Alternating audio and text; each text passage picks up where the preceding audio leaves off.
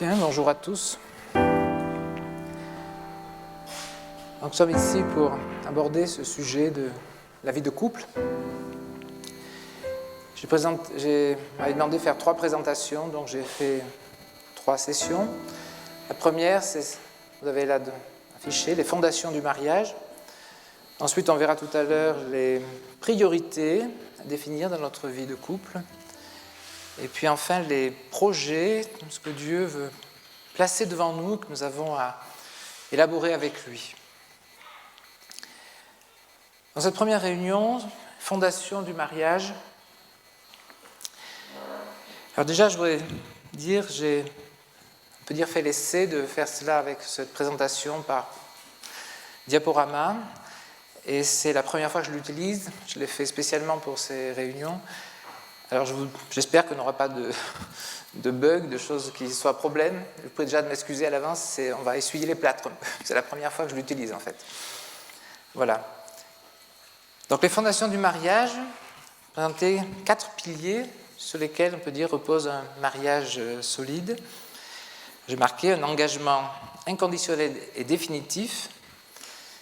Et puis le pardon, la réconciliation, sont des choses fondamentales parce que nous sommes tous faibles, faillibles, et pour pouvoir vivre ensemble, eh bien, il faut, bien sûr qu'on le fait dans d'autres cadres, mais spécialement entre mari et femme, apprendre à se pardonner, se réconcilier, et ce sont des choses fondamentales pour la vie à deux. Et puis l'amour, bien sûr, qui unit l'un à l'autre. Et alors j'ai présenté dessous cette pensée d'un auteur chrétien que je vous laisse lire et qu'on puisse avoir devant soi.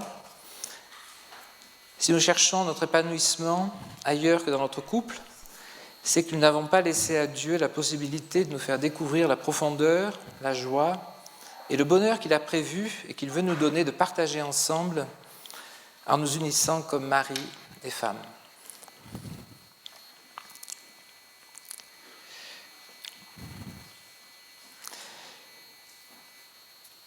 Alors, le premier des piliers, c'est cet engagement.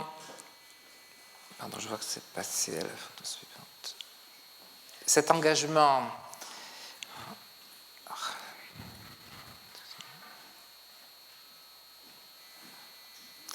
Voilà.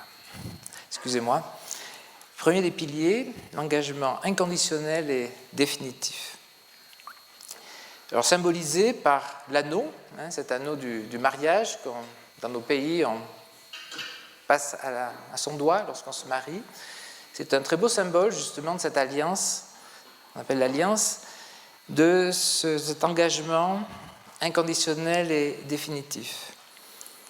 Un anneau, c'est sans fin, sans porte, sans rupture, sans coin. L'alliance. Alors, on peut lire ces versets qui sont cités, bien connus. On peut lire Genèse 2, on parle de ce que Dieu a institué lui-même dès le départ pour l'homme et la femme, lorsqu'il a créé Ève pour Adam. Lui-même avait dit « Il n'est pas bon que l'homme soit seul, je lui ferai une aide qui lui corresponde. » Et quand il a amené Ève à Adam, et que l'homme a pu dire au verset 23 « Cette fois, celle-ci est os de mes os, chair de ma chair », puisqu'elle était formée d'une côte prise de Adam. Celle-ci sera appelée femme parce qu'elle a été prise de l'homme.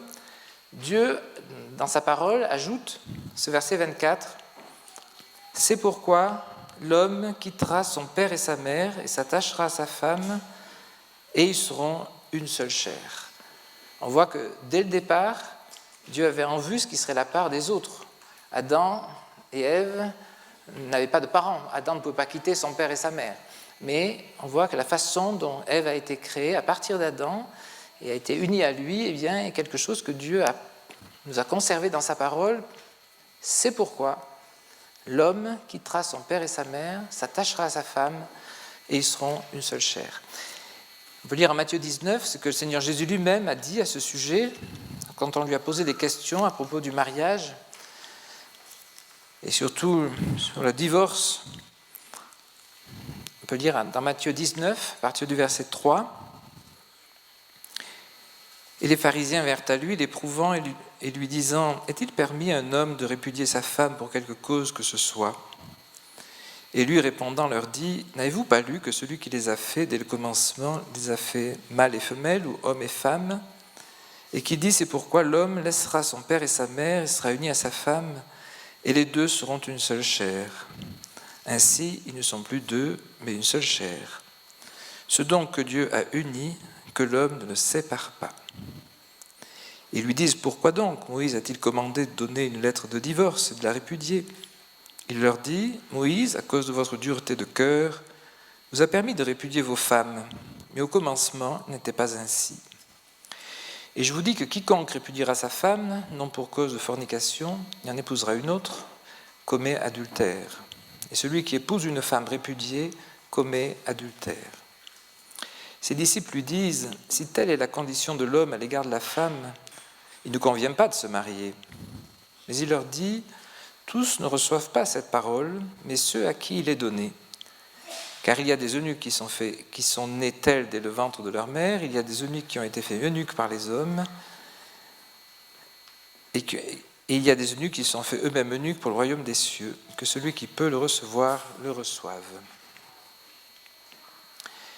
Et puis on peut lire dans la première épître aux Corinthiens, au chapitre 7, ce que l'apôtre Paul donne aussi de la part du Seigneur.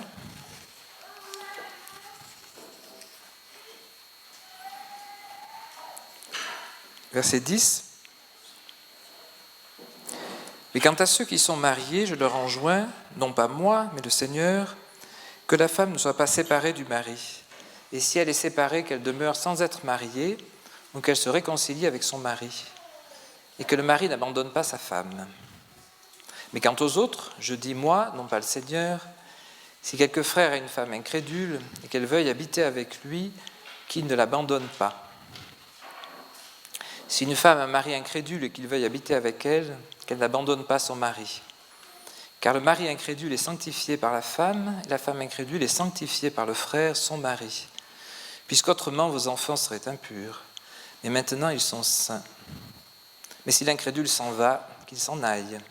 Le frère ou la sœur ne sont pas asservis en pareil cas. Mais Dieu nous a appelés à marcher dans la paix. Car que sais-tu, femme, si tu ne sauveras pas ton mari? Ou que sais-tu, mari, si tu ne sauveras pas ta femme? Toutefois, que chacun marche comme le Seigneur le lui a départi, chacun comme Dieu l'a appelé, et c'est ainsi que j'en ordonne dans toutes les assemblées.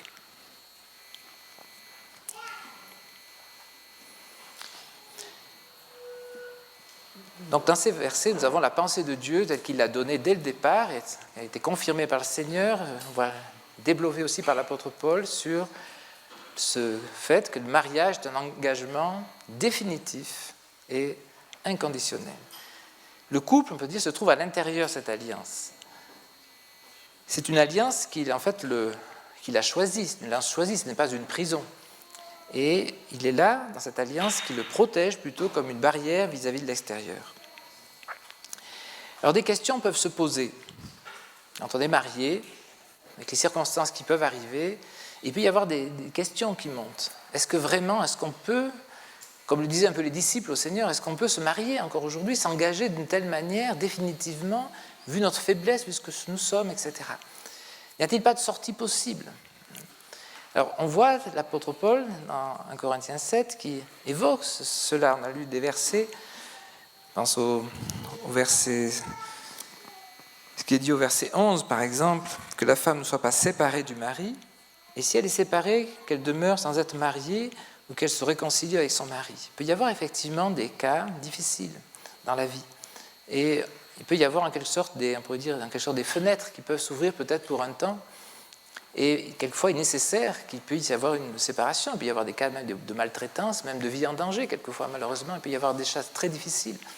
Et donc, Seigneur le sait, et c'est pour cela qu'on a j'ai marqué dans les ressources ce dernier verset d'Éphésiens 3, verset 20, bien connu, connaissons bien, celui qui peut faire infiniment plus que tout ce que nous demandons ou pensons. Nous avons affaire à ce Dieu-là, notre Dieu, qui peut faire infiniment plus. Mais pratiquement, il peut y avoir des cas difficiles, effectivement. Alors, il y a des questions qui peuvent se poser. Peut-être c'est important d'en parler ensemble. Ça dépend du tempérament. Il y en a qui ne se posent pas de questions tellement à l'avance, n'ont peut-être pas besoin d'en parler. Pour d'autres, au contraire, il peut y avoir des cas où se dire, mais par exemple, s'il m'arrive quelque chose, que je devienne un légume, par exemple, complètement inconscient, je ne peux plus, qu'est-ce que ça va donner? Si, par exemple, voilà, il y avait quelque chose de très grave qui se passait, un cas d'infidélité, par une chose comme cela, des situations, peut-être c'est important d'en parler ensemble.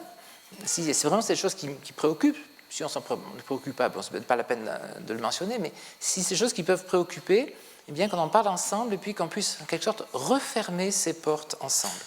C'est-à-dire qu'on en parle, il peut y avoir telle situation, on ne sait pas ce qui peut se passer effectivement, mais avec la parole de Dieu, avec le secours du Seigneur, on referme ces portes pour qu'il y ait vraiment pour chacun, l'homme et la femme, peut-être la femme aussi qui peut se sentir peut-être plus en insécurité, il puisse y avoir vraiment cette sécurité de savoir que l'engagement, il est vraiment total pour la vie entière et ensemble on s'engage devant le Seigneur dans cette alliance du mariage.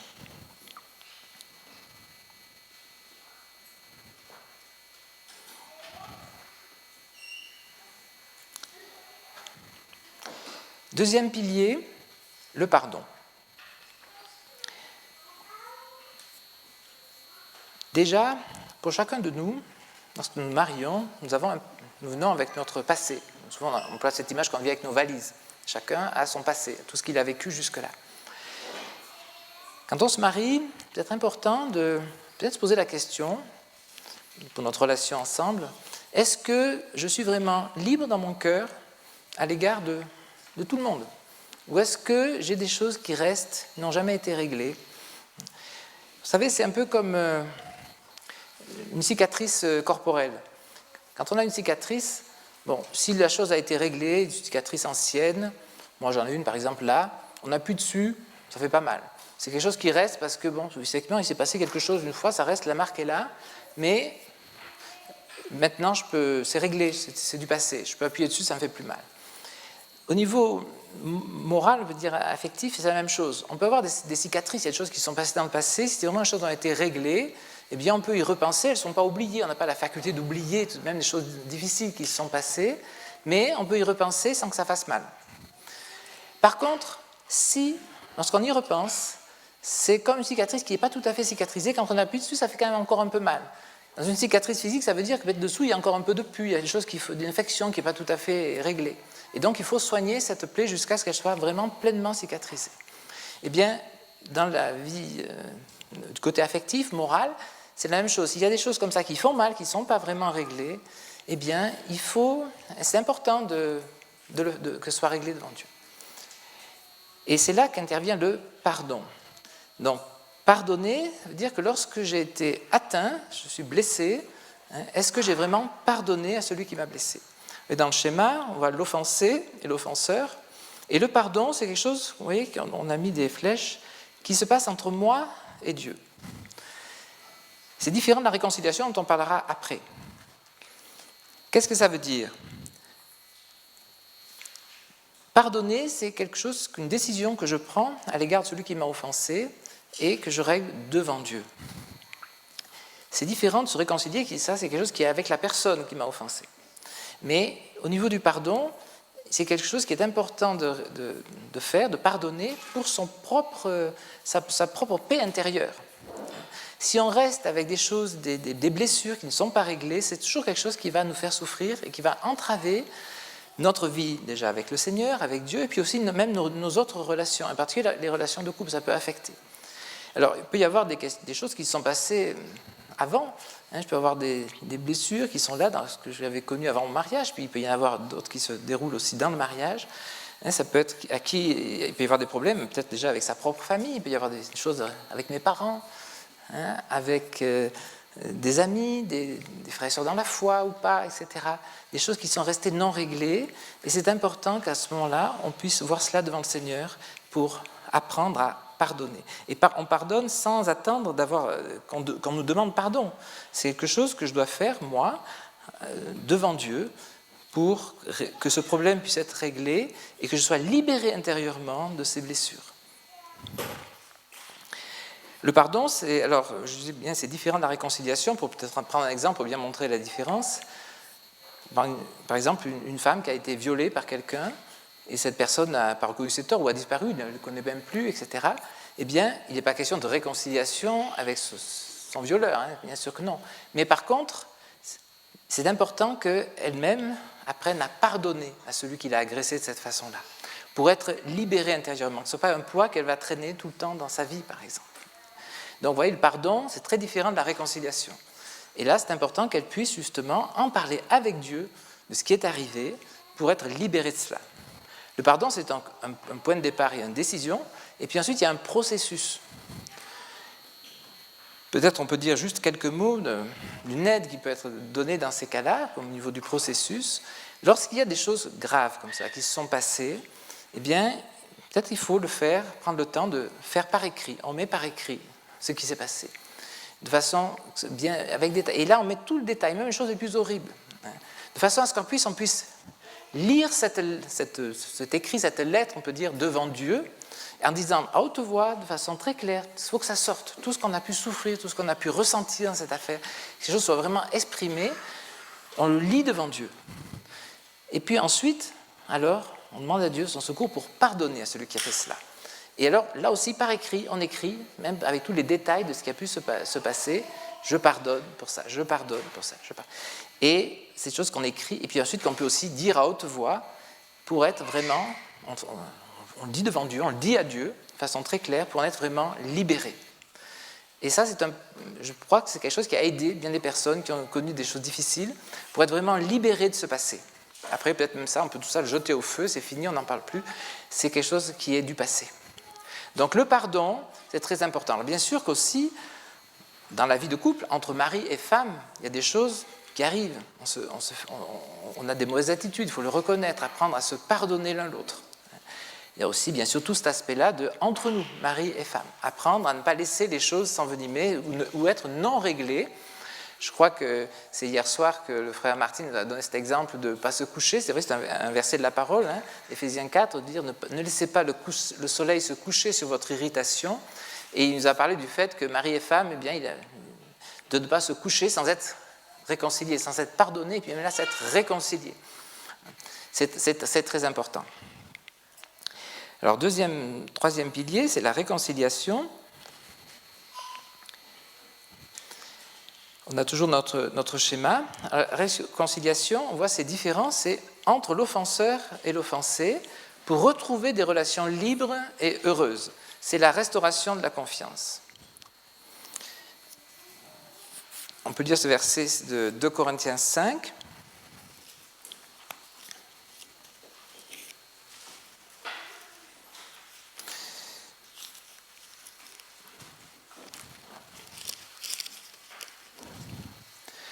« 2 Corinthiens 5, verset 17. « Si quelqu'un est en Christ, c'est une nouvelle création. Les choses vieilles sont passées. Voici toutes choses sont faites nouvelles, et toutes sont du Dieu qui nous a réconciliés avec lui-même par Christ et qui nous a donné le service de la réconciliation. Savoir que Dieu était en Christ, réconciliant le monde avec lui-même, ne leur imputant pas leurs fautes et mettant en nous la parole de la réconciliation. » On voit ces versets qui nous parlent de réconciliation, ce que Dieu a fait à notre égard, et comment Christ est venu pour nous réconcilier avec Dieu. Et maintenant, il dit, toutes choses sont faites nouvelles. Toutes choses sont faites nouvelles. C'est aussi cela, la réconciliation entre mari et femme en particulier, bien sûr avec d'autres personnes, hein, c'est quelque chose de général. Mais c'est particulièrement important dans la vie à deux, lorsque justement on a eu des choses entre nous, on s'est fait du mal, on s'est mal parlé, on a eu des actes qu'on regrette ensuite, etc. De ne pas laisser les choses ainsi, mais d'apprendre à se pardonner l'un l'autre, à réaliser, confesser aussi de ce qu'on a pu faire de mal, chacun à l'autre, et alors à vraiment se réconcilier pour qu'il y ait justement cette liberté retrouvée. Alors bien sûr, on a des choses pas trop graves, nous connaissons tous cela, ce besoin de se réconcilier, de se pardonner, de se réconcilier.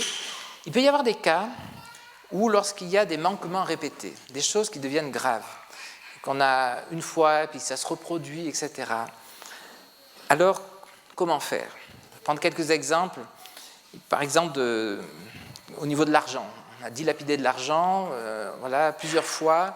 On a fait des dépenses inconsidérées qui ont vraiment amené des problèmes, par exemple. L'un des deux dans le couple, qui a peut-être ça comme difficulté. Ou alors quand il y a eu des mensonges répétés, des promesses non tenues, cela plusieurs fois. Lorsqu'on a des cas de pornographie, par exemple aussi, ou encore plus grave, des cas d'adultère. Voilà des choses qui sont des graves difficultés qu'un couple peut connaître. Alors bien sûr, on a vu, la première chose, c'est de pardonner. Donc, ces choses sont reconnues, qu'on puisse pardonner, mais il y a cette deuxième étape de la réconciliation. Et là, c'est peut-être plus difficile, surtout si les choses se répètent, et puis on a pu le faire une fois, deux fois, bien là, il y a un problème quand même. Le pardon n'est pas suffisant, il faut que vraiment la confiance soit reconstruite entre les deux. Une reconstruction de la confiance. Et donc peut-être il faut donner une aide à celui qui a failli pour qu'il puisse retrouver la confiance de l'autre. Et pour cela, peut-être il peut y avoir des choses qui se font de façon progressive. Je donne juste quelques exemples. Si je prends l'exemple, par exemple, d'avoir dépensé de l'argent de façon inconsidérée, plusieurs fois, etc., eh bien peut-être que pour que la confiance soit rétablie, pour celui qui est lésé, par exemple, eh bien, il a besoin de quelque chose, en quelque sorte, pour que vraiment il puisse de nouveau faire confiance. Et peut-être que celui qui a été la cause peut lui dire « Mais de quoi as-tu besoin pour pouvoir me faire de nouveau confiance ?» Et il faut accepter que l'autre puisse dire des choses qui vont être mises en pratique pour que cette confiance soit rétablie. Donc je prends dans cet exemple, par exemple, on peut dire « Eh bien voilà, pendant un mois, par exemple, eh bien, pour la carte de crédit, par exemple, tu ne pourras pas faire une dépense de plus de 50 francs, 50 euros, 50 francs. » Voilà. On fixe quelque chose comme ça. Peut-être deuxième mois, ce sera le double ou le triple. Enfin bon. Et il faut fixer des clauses comme ça qui vont être limitées dans le temps. On fixe un temps. Et pour que la personne puisse être en quelque sorte mise à l'épreuve pendant ce temps-là. De façon qu'elle puisse, elle sait qu'elle est sous tutelle en quelque sorte. Enfin, on examine ce qu'elle va faire. Le temps est fixé. Et puis, une fois que le temps est accompli, si vraiment la chose a été gardée, etc., à ce moment-là, on célèbre, on peut dire cela de façon un peu précise, même peut-être on peut y avoir un échange de cadeaux, on va donner un cadeau, par exemple, quelque chose qui marque bien la fin de cette étape-là, avant de pouvoir retrouver une pleine liberté. Si au contraire, on a failli, bien, on va de nouveau peut-être faire un temps pour de mise à l'épreuve, etc. Mais cette question de retrouver la confiance est très très importante, parce que si on n'a pas vraiment cette pleine confiance l'un dans l'autre, comment est-ce qu'on peut marcher ensemble? Comment est-ce qu'on peut vivre une vie heureuse ensemble? Et c'est vrai qu'il peut y avoir des cas, surtout lorsqu'il y a eu des manquements assez graves, où ça prend du temps pour que cette confiance soit retrouvée. Et celui qui a manqué doit comprendre cela. Ce n'est pas parce qu'on ne s'est pas pardonné, le pardon est entier, mais avant que la confiance soit retrouvée, il faut du temps peut-être. Et il faut peut-être des étapes qui montrent bien la chose. Quatrième pilier, c'est l'amour.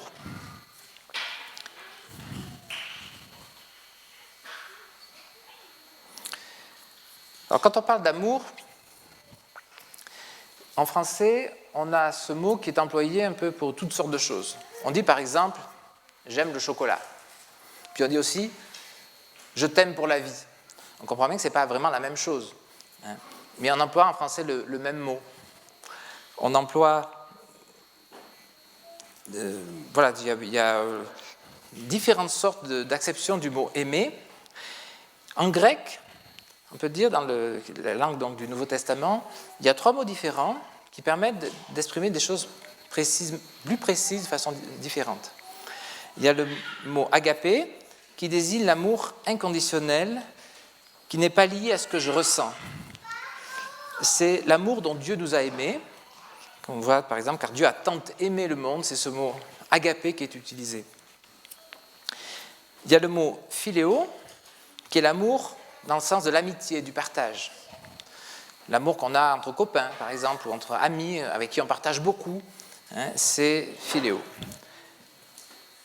L'exemple qui est donné là, c'est les sœurs donc envoyées, les sœurs de Lazare, Marthe et Marie, donc envoyées vers Jésus, disant « Seigneur, voici celui que tu aimes est malade ». C'est ce mot qui est employé dans ce texte-là. Et puis il y a Eros, qui est l'amour romantique et qui peut se traduire par une expression physique dans les relations sexuelles. Et dans la Bible, on a justement cela, lorsque, dans ce verset qu'on a lu tout à l'heure, l'homme quittera son père et sa mère, s'attachera à sa femme et ils seront une seule chair. Ça désigne cet amour qui est uniquement pour le couple. Donc, on peut dire que dans le monde, on parle beaucoup d'amour et on parle beaucoup du troisième, l'expression du troisième sens. On vit dans une société où on parle beaucoup d'aspects sexuels, etc. De plus en plus, c'est quelque chose qui est extrêmement répandu et qui pollue même beaucoup de choses. On parle un peu du deuxième, hein, on connaît l'amour de l'amitié qui peut y avoir entre amis, copains, etc. Ceux qui ont fait le service militaire ensemble, par exemple, ou la guerre ensemble, pour ceux qui avaient fait ça, tout ça, des liens très forts qui peuvent même s'être tissés comme amis. Et puis, on parle très rarement du premier. L'amour désintéressé, l'amour qui se donne totalement. Peut-être il y a l'aspect de l'amour maternel, on dit une femme qui aime son enfant d'une façon totalement désintéressée, peut-être on peut voir cela. Alors dans la Bible, au contraire, on parle beaucoup d'agapé, c'est l'amour de Dieu, c'est Dieu est amour, c'est dans ce sens-là, cet amour divin, inconditionnel, qui nous aime tel que nous sommes, qui n'est pas lié à la qualité de celui qui est aimé, mais qui vient de celui qui aime, c'est une question de volonté.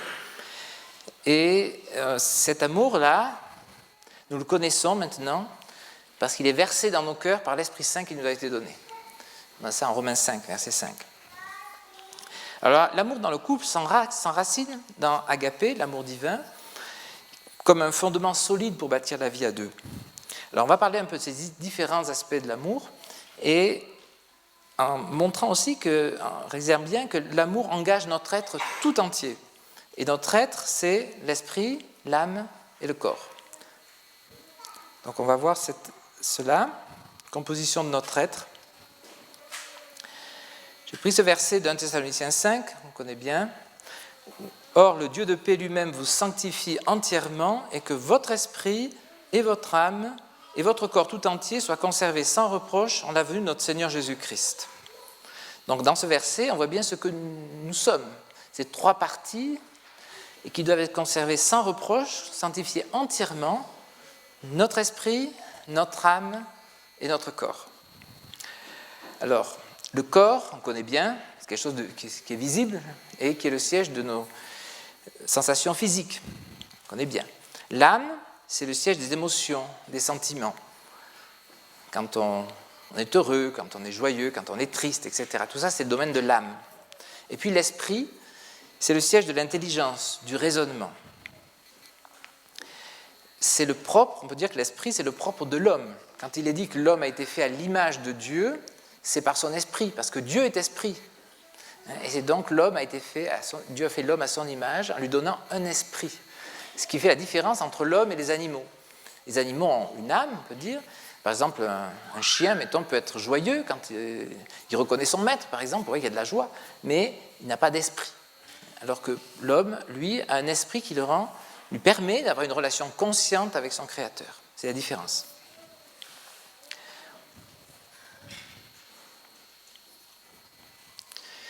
Alors, aimer, dans ce sujet, mobilise tout notre être. On a vu l'amour agapé, c'est ce domaine le plus large qui permet d'aimer tous les hommes. C'est par cet amour que nous aimons Dieu, Dieu nous a aimés, cet amour agapé.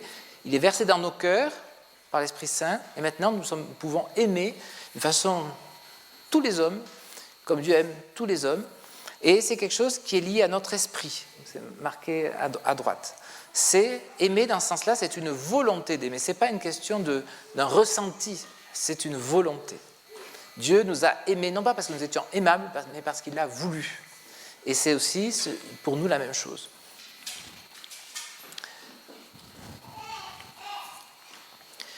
Ensuite, il y a philia, qui lui est plus restrictif. Alors, je peux dire qu'avec agapé, je ne l'ai pas dit, donc on aime tous les hommes, mais on aime aussi, bien sûr, ses amis, on aime aussi sa femme, bien sûr, mais c'est le plus large. Philia, c'est déjà plus restreint.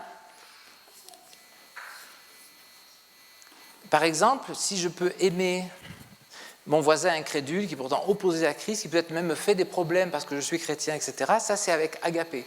Par contre, je ne pourrais pas partager avec lui un amour filial, c'est un amour de partage justement, d'amis, de celui avec qui je peux être proche, je peux partager des choses, etc. Donc ça, c'est pas possible avec un incrédule qui s'oppose à Christ et qui peut même me persécute, par exemple. Pourtant, un croyant peut aimer quelqu'un même qui le persécute, mais ça, c'est l'amour agapé. L'amour filial, c'est l'amour partage, l'amour de l'ami, etc. Plus restreint. Et puis le dernier, on va parler, c'est Eros. Et là, c'est quelque chose qui est beaucoup plus restreint. Ça ne concerne que mon conjoint. C'est cet amour qui implique le corps, qui est l'amour romantique, mais qui peut avoir des expressions physiques, justement, dans la relation sexuelle. Et ça, c'est que mon conjoint. J'aurais pu mettre, d'ailleurs, c'est bon que je voulais pouvoir mettre écrit, qu'il y ait la place d'écrire ce que je voulais mettre, mais sinon, ça devrait être quelque chose de beaucoup plus restreint que le reste. Hein. C'est uniquement mon conjoint et dans le mariage. Alors là, j'ai montré l'amour d'une façon générale. Alors maintenant, dans le mariage, justement, puisque c'est notre sujet. Alors dans le mariage, la base, c'est agapé. C'est, comme je disais tout à l'heure, quelque chose qui est lié à notre esprit, c'est « je veux t'aimer ». C'est quelque chose, une décision d'aimer, je veux t'aimer, quoi qu'il arrive. Même si tu ne changes pas, alors pourtant tu as tel et tel défaut qui m'agace, par exemple, j'aimerais, mais non, je t'aime tel que tu es. C'est une décision liée à notre esprit, et le verset que j'ai cité, Éphésiens 5, c'est ce qui est dit au mari.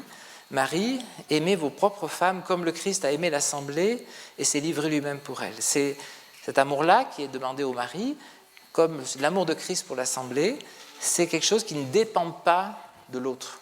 C'est quelque chose que Christ nous a aimé alors que nous n'étions pas aimables.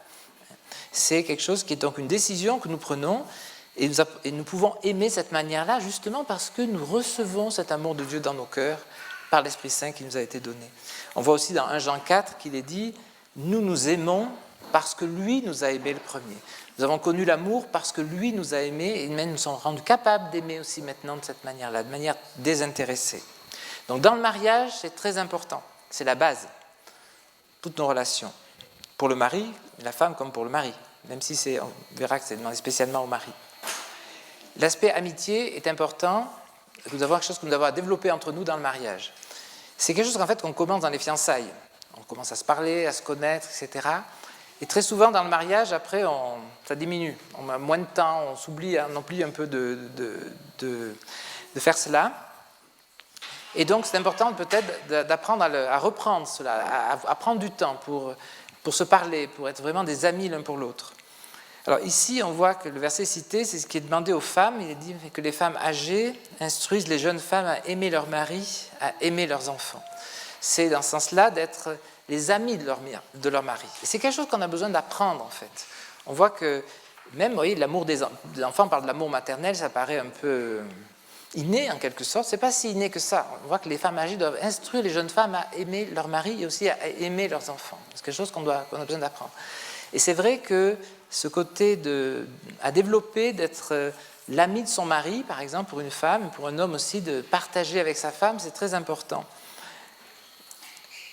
Je disais tout à l'heure que c'est quelque chose qu'on commence dans les fiançailles, et quand on est fiancé, il peut y avoir un danger, peut-être même d'aller trop loin. Quand on commence à partager beaucoup de choses, plus ou moins intimes, etc., il y a le danger d'aller trop loin, justement, parce que plus on se sent proche, plus on se sent intime, etc., on est amené un peu à se dévoiler déjà intérieurement devant l'autre, et c'est important. Et ça peut conduire justement peut-être à aller trop loin, aller jusqu'à se dévoiler physiquement aussi, etc. Donc, dans les fiançailles, il faut faire attention, pas aller trop loin, on en parle quand on en parle avec les jeunes, mais au contraire, dans le mariage, c'est tout le contraire.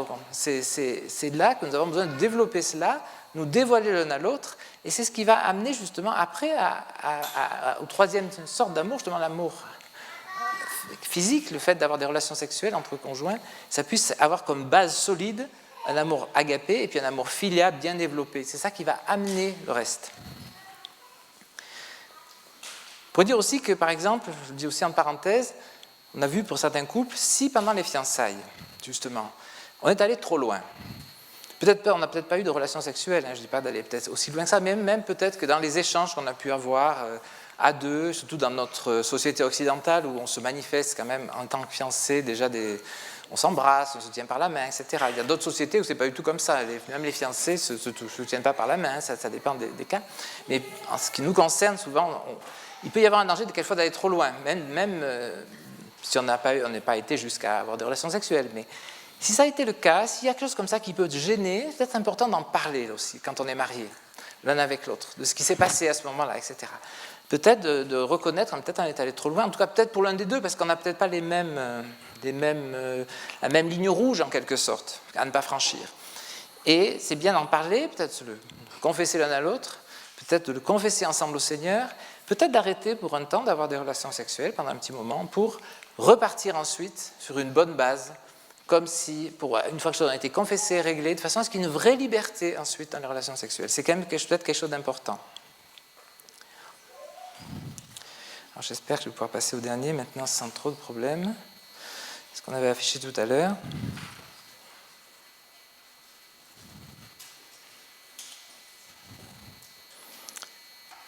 Voilà. Donc le dernier, c'est Eros, donc cet amour qui est romantique, qui fait qu'on a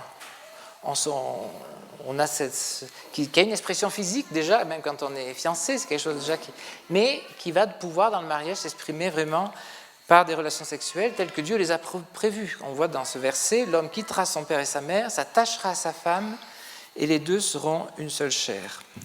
Vraiment, j'ai un problème avec mon appareil. Donc là, excusez-moi, mais vraiment, c'est bien passé.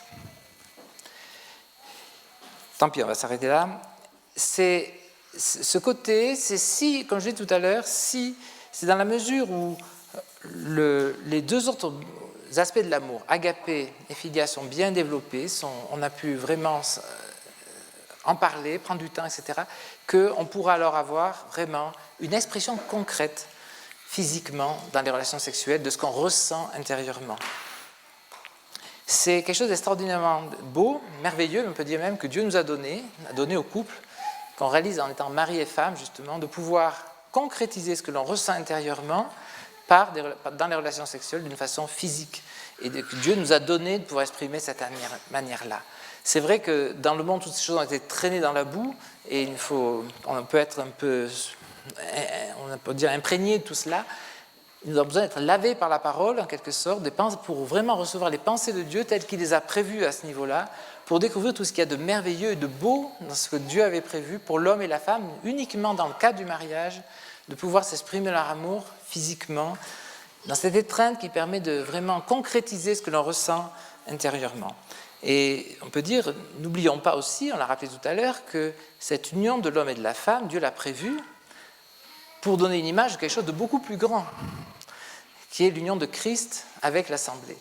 Et lorsque nous réalisons cette union intime, physique, justement, nous pouvons remercier Dieu qui nous permet de jouir déjà de cette communion, cette intimité, de cette plénitude en quelque sorte, l'un avec l'autre, mais en même temps en réalisant que justement c'est une image déjà bien faible pourtant de ce que Dieu a prévu pour l'Église et l'Assemblée, et de ce que nous connaîtrons, on peut dire pour l'instant, on peut dire que l'Église elle est fiancée à Christ, mais une fois que les noces de l'agneau auront lieu, que j'ai cette joie d'avoir son assemblée pour toujours avec lui, eh bien, cette plénitude que nous connaîtrons à ce moment-là dans l'amour du Seigneur et que pouvoir répondre à son amour comme il le désire, c'est justement ce qui est donné en image par ces relations intimes que Dieu a prévues entre l'homme et la femme. Donc c'est quelque chose d'extrêmement beau de penser que Dieu a voulu donner cela à l'avance comme une image de quelque chose qui est tellement plus merveilleux que nous attendons ce moment où nous serons pour toujours avec le Seigneur dans la gloire.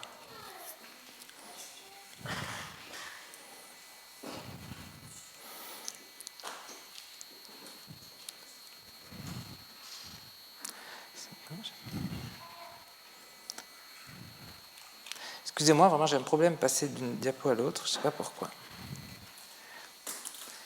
Donc voilà, pour terminer, nous avons à apprendre à aimer.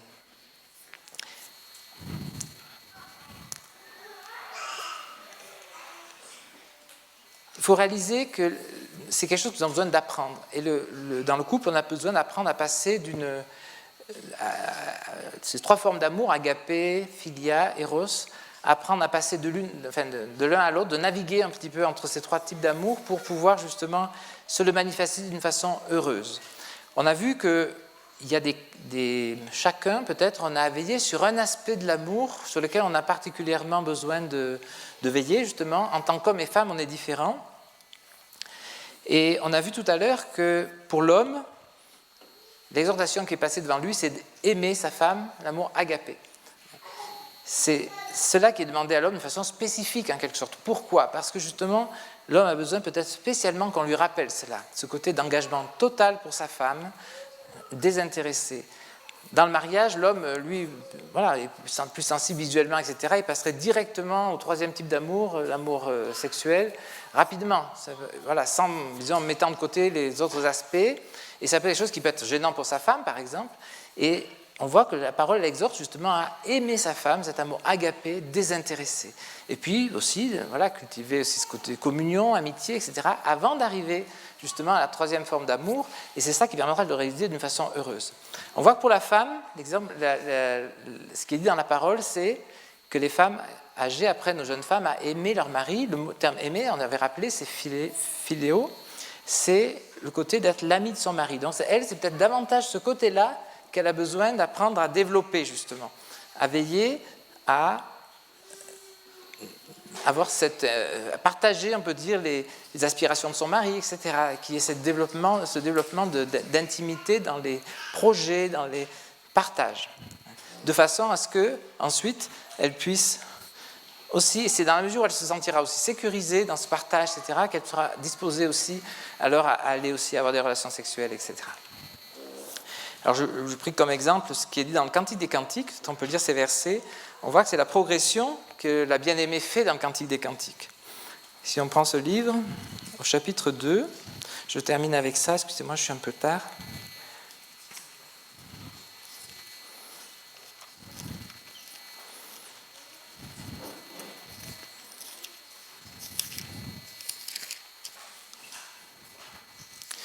Cantique des Cantiques, chapitre 2, verset 16. On voit ce que dit la bien-aimée. « Mon bien-aimé est à moi, et je suis à lui, qui paie parmi les lys. » Mon bien-aimé est à moi, et je suis à lui. Si nous allons un peu plus loin, au chapitre 5, au chapitre 6, par contre, au début du chapitre, on voit dans l'intermédiaire qu'il y a eu des difficultés. On voit que son bien-aimé était venu la voir au chapitre 5, puis elle se trouvait la peine à se lever pour lui répondre, puis il a disparu, elle a dû le rechercher, etc. Enfin, différentes étapes qui se sont produites. Et le résultat, c'est ce qu'on a au chapitre 6, le verset 3. « Je suis à mon bien-aimé, et mon bien-aimé est à moi, il paie parmi les lys. » Il semble que c'est presque pareil, mais si on compare les deux phrases, en fait, ce n'est pas tout à fait pareil, ils sont même juste inversés, en quelque sorte. Dans le premier cas, le bien-aimé dit « Mon bien-aimé est à moi et je suis à lui ». Dans le deuxième cas, il commence par dire « Je suis à mon bien-aimé et mon bien-aimé est à moi ». Donc le bien-aimé est passé d'abord. Au lieu d'abord, c'était, elle se réjouissait de l'amour de son bien-aimé pour elle. C'était quelque chose qui était centré sur elle-même, en quelque sorte. Là, maintenant, elle a appris à réaliser d'abord qu'elle est à son bien-aimé. C'est pour lui. Et mon bien-aimé est à moi. Et puis, on termine avec le chapitre 7, le verset 10. « Je suis à mon bien-aimé et son désir se porte vers moi. » On voit que là, maintenant, il n'est plus question d'elle-même. Je suis à mon bien-aimé et toute sa joie, c'est de voir la joie que trouve son bien-aimé en elle. Je suis mon bien-aimé, son désir se porte vers moi. On peut dire ça, c'est des étapes dans ce livre du Cantique des Cantiques, qui est d'ailleurs un livre qui nous parle de la relation entre le bien-aimé et la bien-aimée, et on peut lire aussi en couple cet aspect-là particulier, justement, et qui est aussi plein d'instructions, même justement pour ce côté intime du mariage, pour les relations sexuelles, etc. C'est quelque chose qui nous est conservé dans l'Écriture pour nous donner des instructions à ce niveau-là. Il ne faut pas s'en priver, je veux dire, de le lire aussi sous cet aspect-là. Et on voit cette progression de la bien-aimée, justement, jusqu'à vraiment s'abandonner pleinement à son bien-aimé. Et c'est quelque chose que nous devons essayer aussi, même le mari aussi, de réaliser justement que nous sommes l'un à l'autre, mais qu'on passe d'un stade un peu égoïste en quelque sorte, ou cette progression pour réaliser justement comment on peut plutôt penser au bonheur de l'autre et à le combler. Bien sûr que nous savons aussi que dans ce livre, on a une belle image, non seulement des relations de Dieu avec le peuple d'Israël, mais aussi de Christ avec l'Église. Et quand on lit cet aspect-là aussi, bien sûr, c'est très instructif. Mais on voit comment dans la parole, tout est lié justement. Ce que Dieu avait prévu pour l'homme et la femme, et ce qu'il avait prévu pour Christ et l'Assemblée. Donc voilà, on arrive à la fin de cette première partie sur les fondations. C'est vrai que voir ces aspects-là, en particulier de l'amour aussi qu'on vient de voir, c'est quelque chose qui demande un peu de temps, mais ça vaut la peine d'y consacrer du temps et de faire des progrès aussi dans les relations intimes, etc. N'oublions pas que Dieu nous appelle à le glorifier dans notre relation de mari et femme, et qu'il y ait un témoignage qui soit rendu aussi autour de nous, qui soit vraiment à sa gloire.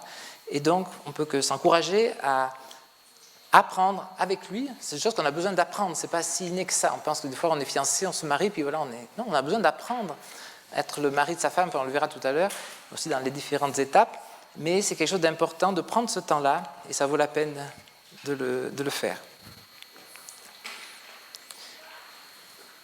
Voilà, on arrive à la fin de cette première partie. Dans la dernière diapo, si j'arrive à la faire apparaître, j'avais mis que c'est peut-être maintenant le temps des questions. Alors, ce n'est pas nous qui pouvons donner les réponses, en fait, on sent bien, tant de questions, mais peut-être peut y avoir des questions posées, qu'on cherche dans la parole, justement, les réponses que Dieu lui-même peut y donner. Alors, je crois que ce n'est pas maintenant qu'on va pouvoir peut-être avoir du temps pour les questions, puisque c'est déjà un peu tard, mais je crois que ce qui était prévu, c'est qu'il y ait une boîte à questions, c'est ça, qui est là, et que dans le temps de pause, on puisse éventuellement mettre des questions par écrit, et puis donc, après la dernière session, on aura un peu de temps pour les questions. Et si même après il y a des questions orales, je serai tout prêt à y répondre, en tout cas de voir dans la parole les réponses qu'on peut y trouver. Merci bien.